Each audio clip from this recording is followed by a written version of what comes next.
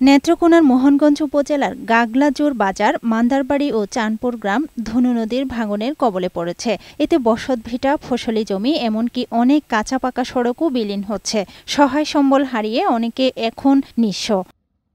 ধনু নদীর ভাঙন রোধে দ্রুত ব্যবস্থা না নিলে হুমকির মুখে পড়বে এলাকার হাজারো মানুষ।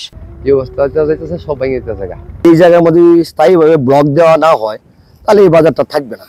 পানি উন্নয়ন বোর্ড জানান, ভাঙন রোধে কাজের দরপত্র আহ্বান করা হয়েছে। শিগগিরই তা বাস্তবায়ন করা হবে। দরপত্র আহ্বান করা হয়েছে, যা অতি দ্রুত কাজ বাস্তবায়ন করা হবে এবং পার্শ্ববর্তী মান্দারবাড়ি এলাকার ভাঙন রোধের জন্য আমরা নোটশিট প্রেরণ করেছি বরাদ্দ চাহিদা সহ।